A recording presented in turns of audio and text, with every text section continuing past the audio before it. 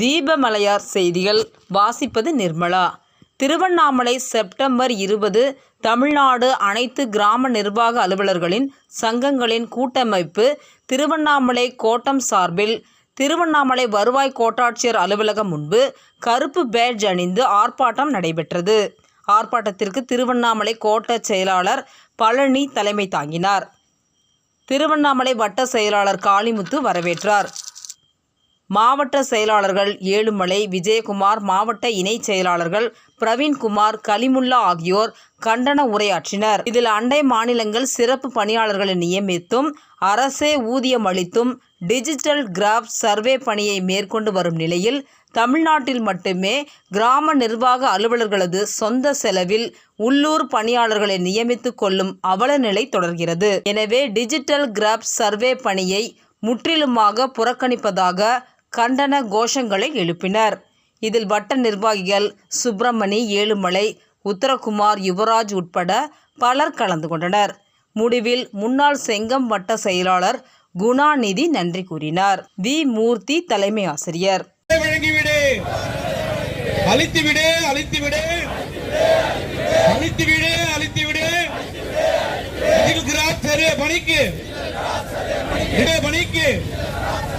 உரிய ஊதியம் அளித்துவிடு.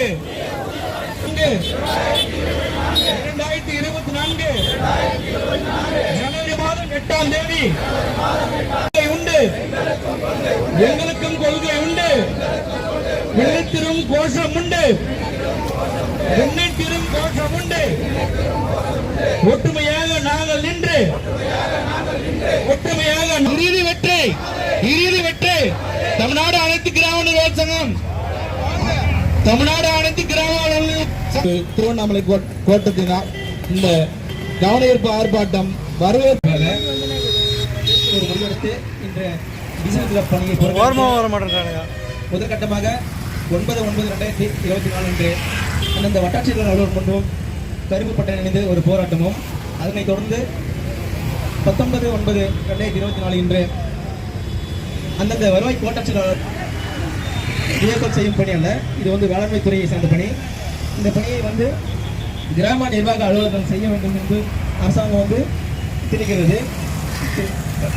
8 ஜனவரி 2024 அன்று தமிழ்நாடு கிராம நிர்வாக அலுவலக சங்கங்களின் அனைத்து கூட்டமைப்பு கோரிக்கை வைக்கப்பட்டு அதன் உறுதியளிக்கப்பட்டு அந்த எங்களுக்கு வாக்குறுதியை நிறைவேற்றுகிறோம் என்று சொன்னதுனால இதுவரையும் இந்த பருவத்தில் ஒரு கிராம நிர்வாக அலுவலர்களுக்கு 100 ரூபாய் கூட இல்லாமல் ஒரு சர்வே நம்பருக்கு 10 ரூபாய் வழங்குகிறார்கள்.